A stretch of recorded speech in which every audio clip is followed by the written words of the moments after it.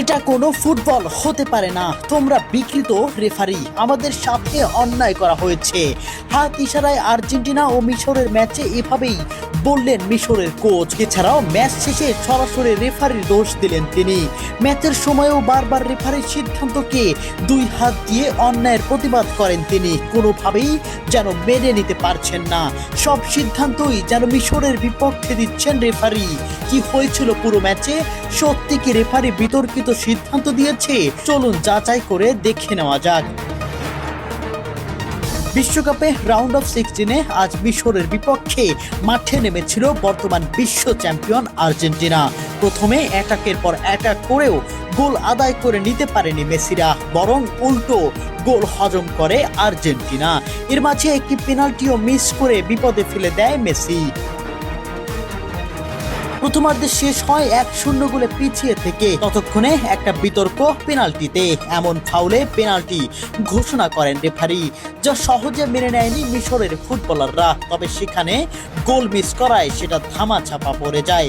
এরপর প্রথমার্ধ শেষে আবারও শুরু হয় খেলা, আবারও লিড নেয় মিশর, আবারও আর্জেন্টিনার জালে গোল জড়ায় তারা। তবে সেটা গোল বলে ঘোষণা করেন রেফারি। 1 মিনিট আগে করা ফাউলে গোল বাতিল করে রেফারি, যেখানে রয়েছে বড় বিতর্ক।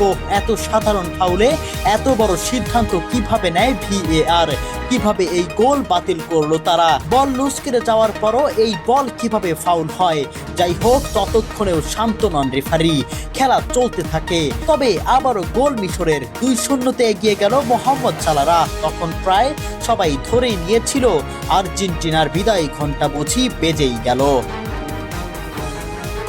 তবে মেসি যে মাঠে আছে এটা মনে রাখতে হবে সবার। 79 মিনিটে মেসির দারুণ ক্রসে গোল করেন আর্জেন্টিনার ডিফেন্ডার ক্রিস্টিয়ানো রোমেরো। নাটক শুরু এখান থেকেই, স্বপ্ন বুনতে শুরু করলো আর্জেন্টিনা। পরক্ষণেই আবার গোল আর্জেন্টিনার। কামব্যাক করলেন মহাকাব্যের কাব্যিক মেসি। দূরপাল্লা শট থেকে কামব্যাক আর্জেন্টিনার। মেসির প্রথম গোল, আর্জেন্টিনার সমতায় ফেরা।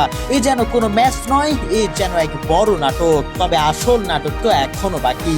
এটাকে মিশরের ফুটবলাররা, খেলার বাকি আর মাত্র কিছুক্ষণ। বল পায়ে মোহাম্মদ সালাহ ডিবক্সে ফাউল করেন আর্জেন্টিনার ডিফেন্ডার।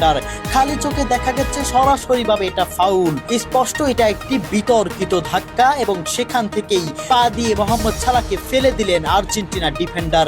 এটা কিভাবে ফাউল হয় না? একটাবার বিবেক খুলে বলুন, এটা কোন ধরনের নৈতিকতা থেকে ফাউল ধরলেন না রেফারি? তবে সবচেয়ে মূল বিষয়, মোহাম্মদ সালাহকে এমন স্পষ্ট ফাউল না দেওয়ায় পেনাল্টি পায় না মিশর, যেখানে সরাসরি জয় বঞ্চিত হন মোহাম্মদ সালাহরা। ততক্ষণে রেফারির কাছে আবেদন মোহাম্মদ সালাহদের, আবেদন নাকচ। খেলা চলতে থাকে।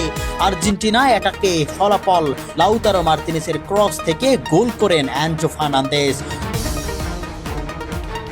অবাক পুরো স্টেডিয়াম, অবাক মিশরের কোচ ও কোচিং স্টাফরাও। এটা কিভাবে সম্ভব?